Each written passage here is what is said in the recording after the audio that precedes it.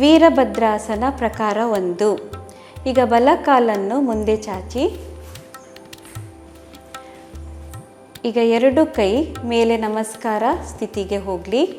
ಬಲ ಕಾಲನ್ನು ಸ್ವಲ್ಪ ಬೆಂಡ್ ಮಾಡಿ ಮೇಲೆ, ದೃಷ್ಟಿ ಮೇಲೆ,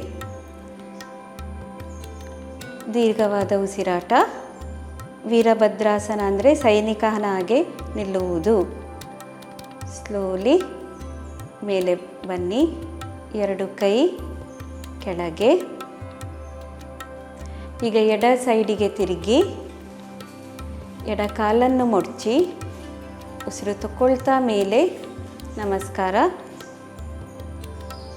ಈ ಆಸನದಿಂದ ಕಾಲುಗಳು ಸೃದೃಢಗೊಳ್ಳುವುದು, ವಿಶಾಲವಾಗುವುದು, ಎದೆ ವಿಶಾಲವಾಗುವುದು, ಉಸಿರಾಟ ಕ್ರಿಯೆ ದೀರ್ಘವಾಗುವುದು, ಕಾಲುಗಂಟು ಮೀನಖಂಡ ಬಲಗೊಳ್ಳುವುದು.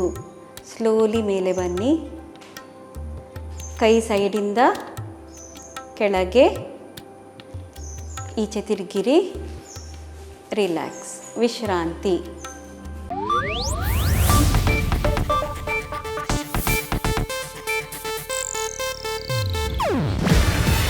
ಇದು ಏಷ್ಯಾನೆಟ್ ನ್ಯೂಸ್ ನೆಟ್ವರ್ಕ್ ಪ್ರಸ್ತುತಿ. ನೀವು ನೋಡ್ತಿದ್ದೀರಾ ಏಷ್ಯಾನೆಟ್ ಸುವರ್ಣ ನ್ಯೂಸ್.